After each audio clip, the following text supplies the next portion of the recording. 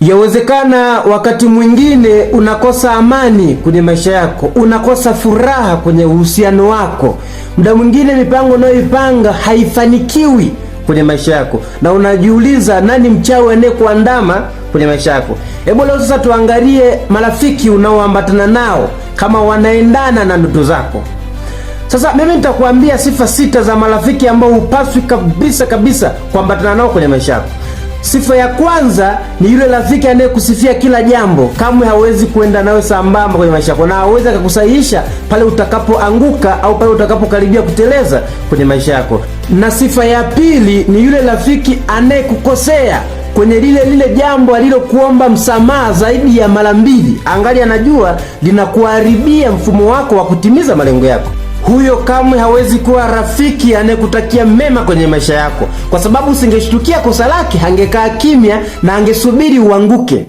Na sifa ya tatu ni rafiki ambaye maadili yake hayaendani na maadili yako. Miongoni mwa vitu vya kuvikwepa kabisa ni utofauti wa maadili na mtu wako wa karibu. Na namba 4 ni yule rafiki ambaye malengo yenu hayaendani kabisa. Nimesoma kitabu kimoja kinaitwa Timiza Malengo Yako, kimeandikwa na Joeli. Kile kitabu ukurasa wa 198 unasema hivi: matajiri wengi wanaambatana na watu wenye malengo sawa na wao. Hivi unaelewa? Malengo sawa na wao. Kwa maana nyingine, rafiki ambaye unaona malengo yenu hayaendani kamwe hawezi kukufikisha popote pale kwenye maisha yako. Na namba 5 ni yule rafiki ambaye hakusaidii chochote pale unapokuwa na changamoto, lakini anakuwa mtu wa kwanza kukuomba msaada pale ambapo yeye ana changamoto. Iko hivi, rafiki anakuwa wa kwanza kukupa pole pale unapokuwa na changamoto, lakini kama hautoona anakupongeza pale unapofanikisha utatuzi wa changamoto yako, huyo moja kwa moja hawezi kuwa rafiki bora. Na sifa ya 6 na ya mwisho ni kwamba ni yule rafiki ambaye anakupa ushauri, na ushauri wake kila siku unabezi kwenye faida zake tu.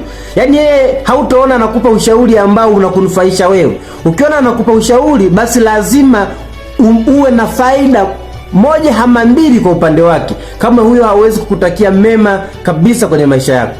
Mimi naamini mpaka hapo ushajua marafiki gani ulionao na marafiki gani unatakiwa uwatafute kwa ajili ya kuambatana nao kwenye maisha yako. Hongera sana kwa kupata nafasi ya kujua sifa hizi, lakini usiwe mchoyo. Hebu mtumie na rafiki yako video hii ili aweze kufahamu njia gani na marafiki gani alionao. Langu jina Shanera Sumisi. Bye bye.